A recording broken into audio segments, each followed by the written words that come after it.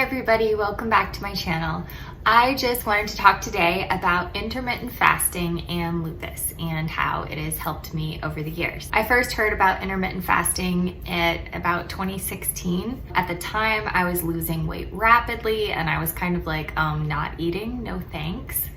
I don't want to do that. I didn't really pay it any mind. I think my sister tried it and she was saying how it gave her more energy and stuff like that, but I wasn't really interested in it. So after I got diagnosed in 2017 and I was fighting a very uphill battle with just a whole ton of stuff, I didn't really think about it.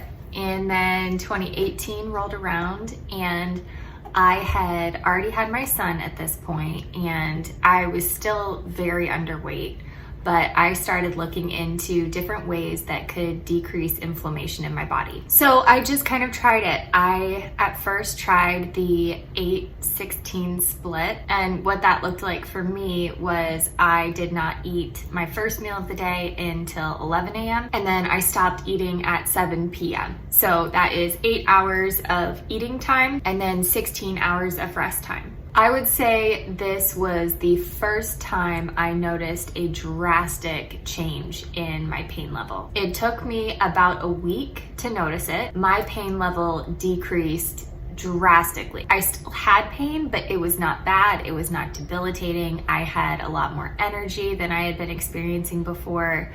It was like a huge bounce. At the time, I was taking Benlysta and Plaquenil. So part of this bounce, I wasn't sure if it was the Benlysta finally kicking in or if it was the intermittent fasting. So after 2 weeks where I was like, wow, I feel so great, I'm going to stop intermittent fasting and see if I continue to feel great, because then that would mean that it was the Benlysta kicking in and not just the difference in time eating.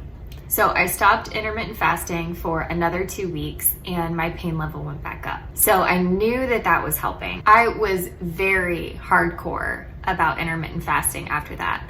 I would not eat outside of my window. I would try to shrink my eating window to about 4 hours if I could, where I was really only eating 2 meals a day. I would eat my first meal at 2 p.m. and then I would eat my last meal of the day at 6 at dinner time. And then I would be done. The reason why I had started intermittent fasting was because I saw this video where it was talking about somebody who had rheumatoid arthritis, and I don't have that, but I had been misdiagnosed with that. And so they were talking about how this person went on a total fast. All they drank was water for 10 days and how their inflammation levels plummeted.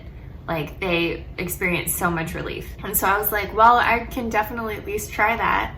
And so I did, and it absolutely helped 100%. The thing that you have to be careful of when you are intermittent fasting is to make sure your eating windows, you have clean meals that you're eating. You don't want to intermittent fast for 20 or 22 hours and then eat like a giant burger and fries or something like that. I know some protocols say it doesn't matter what you eat, it's only when you eat. However, if you are battling an autoimmune disease or anything where there's inflammation, I highly recommend you come off of the fast in a smart way. So what I mean by that and what I mean by clean is usually something fresh. So I would always come off onto a fresh fruit smoothie. I would put protein, spinach, avocado, and collagen all into some kind of fruit smoothie, blend it up, and then eat that as my break fast, the meal that broke my fast. That gave me all the nutrients I needed. It gave me protein, fat, and carbs.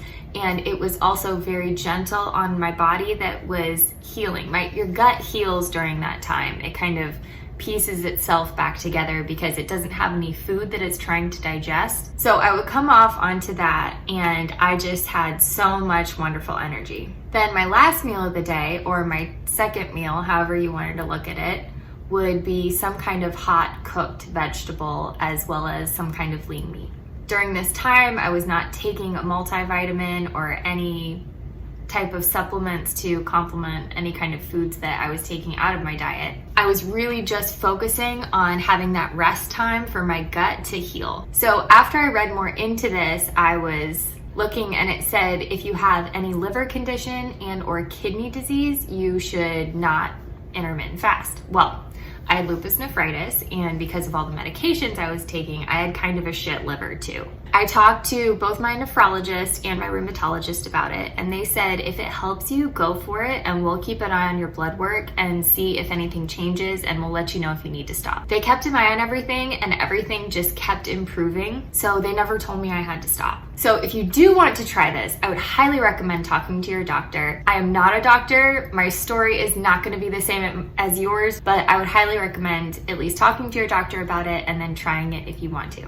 I will say there is some evidence to support women not doing this for a prolonged period of time. Some people say if you fast 2 days a week and then the other days you eat normally, it's very good for you. And that can just having an extended window where you don't eat. It doesn't have to be full fasting where like you don't eat anything Tuesdays and Thursdays or something. You can just have a late breakfast or, you know, skip dinner or whatever you want to do. So I had intermittent fasted every single day for 2 years.